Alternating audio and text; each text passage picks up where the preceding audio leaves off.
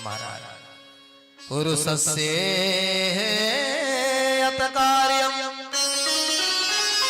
म्रियमाणस्य सर्वदा अतः प्रेक्षामि संसिद्धिं पुरुषस्य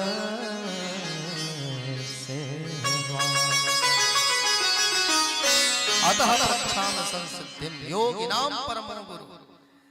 हे गुरुदेव, मरने वाले व्यक्ति को क्या करना चाहिए? ये बड़ा सुंदर परीक्षित का प्रश्न है, बहुत इंपॉर्टेंट प्रश्न है परीक्षित का। ये महत्वपूर्ण परीक्षित को प्रश्न यह करना चाहिए था कि महाराज मुझे श्राप लगा है, इस श्राप से मुक्ति कैसे मिले? लेकिन परीक्षित ने यह प्रश्न नहीं किया, मरने वाले व्यक्ति को क्या करना चाहिए। मतलब संपूर्ण संसार की तरफ से परीक्षित ने मानो प्रश्न किया हो। परीक्षित का जो प्रश्न था ये सार्वभौम प्रश्न था, जगत कल्याणार्थ प्रश्न था, निज स्वार्थवत प्रश्न नहीं था। मरने वाले व्यक्ति को क्या करना चाहिए? अतः परीक्षामि संसिद्धिं योगिनां परमो पुरुषस्य यत् कार्यं म्रियमाणस्य सर्वदा। इस प्रश्न से संपूर्ण जगत के जीवों के लिए उत्तर मिल गया। मरने वाले व्यक्ति को क्या करना चाहिए? मरना तो सबको एक दिन है, और 7वें दिन तुझे तक्षक डसेगा तो तू मरेगा। तो हर व्यक्ति को 7वें दिन ही जाना है, क्योंकि 8वां दिन तो होता ही नहीं है। रवि सोम मंगल बुध गुरु शुक्र और शनि 7 ही दिन होते हैं। तो जो आया है सो जाएगा, राजा रंग फकीर। अंतर क्या है? कोई सिंहासन चढ़ी चला तो कोई अंतर ही है। किसी के लिए ध्रुव और प्रहलाद जैसे भक्तों के लिए विमान आता है, और दूसरे ऐसे होते हैं कि जेल खाने में ही बेड़ियां हाथ पांव में बधी बधी राधे राधे हो जाते हैं। तो कौन सा जीवन हमें जीना है, ये हमें स्वयं स्वीकार करना पड़ेगा। तो इसलिए महाराज मरने वाले व्यक्ति को क्या करना चाहिए? और सबसे ज्यादा डर लगता है तो हमें मरने से ही डर लगता है। अरे भाई गाड़ी धीरे चलाओ, कहीं मर ना जाओ। भोजन जरा हिसाब से करो, कहीं मर ना जाओ।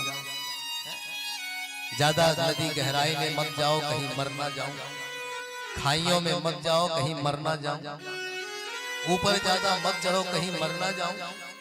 सबसे ज्यादा झगड़ा है तो मरने का है। और उस मृत्यु से हम डरते हैं जो अकाट्य है, जो ध्रुव है, जो सत्य है, जो निश्चित है, जो परम सत्य है। वो एक दिन तो होना ही है। तो जो होना है उससे डरना क्या? अरे डरना है तो मृत्यु से मत डरो, डरना है तो अपने जीवन में बुरे कर्मों से डरो। अरे मृत्यु से क्या डरना है? जो निश्चित है एक दिन वो आना ही है। इसलिए मृत्यु से मत डरो, मृत्यु को मृत्यु मत बनाओ, मृत्यु को महोत्सव बना दो। एक संत में और संसारी में यही अंतर होता है। संसारी की जब अर्थी चलती है तो सिर पटक पटक कर हम विदा करते हैं, और जब संत की एक सुंदर ये पांच भौतिक शरीर, उसका पार्थिव शरीर चलता है तो गाजे बाजे के साथ लोग ले जाते हैं, नृत्य करते हुए ले जाते हैं। उस मृत्यु को मृत्यु मत बनाओ, मृत्यु को महोत्सव बना दो, तो आपकी संपूर्ण जीवन आपका सुंदर। इसीलिए तो हमारे संत रात दिन बराबर माला जाप करते रहते हैं। क्यों? क्योंकि मृत्यु हमारी सुधर जाए, अंतिम क्षण हमारा।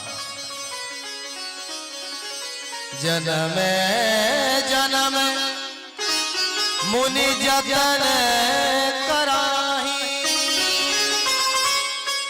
परयंतरा कहीं आवत राम नाम में इसीलिए मस्त रहते हैं कि यही राम नाम की जो लगन है, अंतिम क्षण भी मुख से राम नाम निकल गया तो जीवन अपने आप महोत्सव बन जाएगा कि मृत्यु महोत्सव। जीवन को कोई सुधार नहीं सकता मेरे भाई बहन, क्योंकि इस जीवन से कुछ ज्ञानता से कुछ अज्ञानता से अपराध पाप तो बन ही जाते हैं। यदि सुधारना है तो अपने मृत्यु को सुधारना। जिसकी मृत्यु सुधर गई उसका संपूर्ण जीवन सुधर जाता है। लेकिन हम मृत्यु को नहीं सुधार पाते। सबसे ज्यादा डरते हैं तो मृत्यु से डरते हैं। डरना है तो अपने जीवन में बुरे कर्मों से डरो कि मेरे जीवन से कहीं कोई ऐसा कार्य ना बन जाए जिससे किसी सामने वाले को कष्ट हो, दुख हो, दूसरे को कष्ट हो।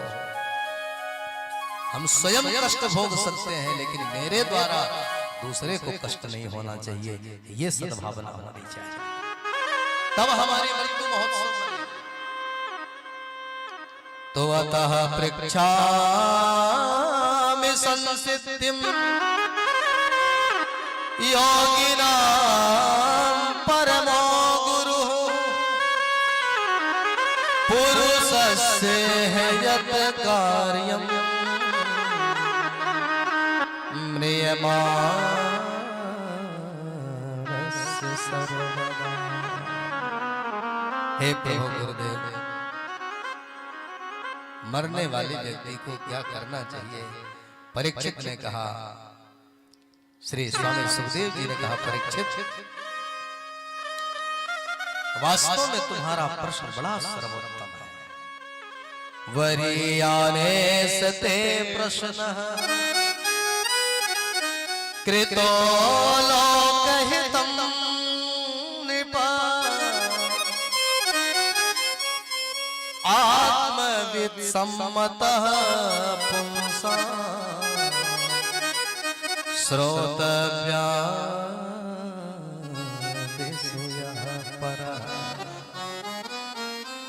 हो राजन, ते प्रश्न वरीयान ऐसा, तुम्हारा जो प्रश्न है बड़ा सर्वोत्तम प्रश्न है,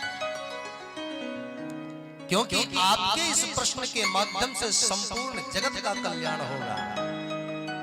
संपूर्ण जगत के ऊपर प्रश्नवाचक चिन्ह लगा हुआ है। संपूर्ण जगत को एक साथ में उत्तर मिल जाएगा। यही भक्त के प्रश्न में और संसारी के प्रश्न में अंतर होता है। संसारी के सन्मुख कोई सिद्ध महात्मा आ जाए तो यही प्रश्न करेगा, महाराज हमारी नौकरी कब लगेगी, महाराज हमारा विवाह कब होगा, महाराज विवाह हो गया तो बेटा कब होगा, महाराज हमारी दुकान मकान बढ़िया बनेगी कि नहीं बनेगी, ये सब प्रश्न करता है। और किसी कोई भक्त जब प्रश्न करता है संत के चरण में बैठकर तो यह प्रश्न करता है, महाराज आजकल मेरा मन भजन में नहीं लगता, कारण क्या है? ये मन कैसे लगे?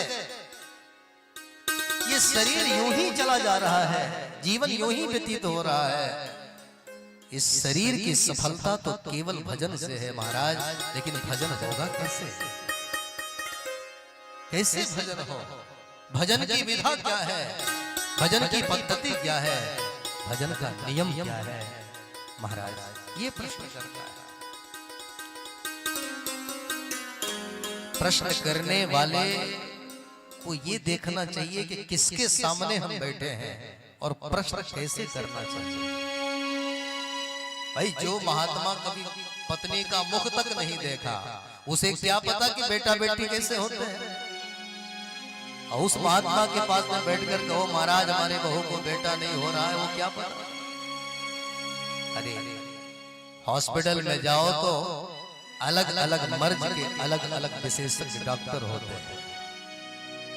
दंत रोग विशेषज्ञ अलग, चर्म रोग विशेषज्ञ अलग, नेत्र रोग विशेषज्ञ अलग।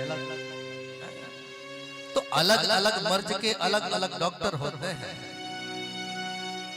अब आपके दांत में दर्द हो रहा है और आपके डॉक्टर के पास पहुंच जाओ वो तो यही कहेगा कि 15 नंबर में बैठते हैं, जरा दांत के डॉक्टर दंत विशेषज्ञ उनके पास जाओ, पर्चा गलत बन गया है। तो जो महात्मा बेचारा न तो विवाह कभी किए न पत्नी का मुख देखे, उनसे तुम बेटा बेटी की चर्चा करोगे तो क्या पता। वो तो राम नाम के विशेषज्ञ हैं, भक्ति के विशेषज्ञ हैं। तो ऐसे संत और गुरुजन के पास चरणों में बैठो, उनसे केवल भक्ति पर्यक ही अपना प्रश्न रखना चाहिए। परीक्षित के प्रश्न को सुनकर स्वामी सुखदेव जी प्रसन्न हो गए। उन्होंने कहा कि परीक्षित, वास्तव में तुम्हारे प्रश्न में परम तत्व छिपा हुआ है और श्रीमद् भागवत महापुराण की यहाँ से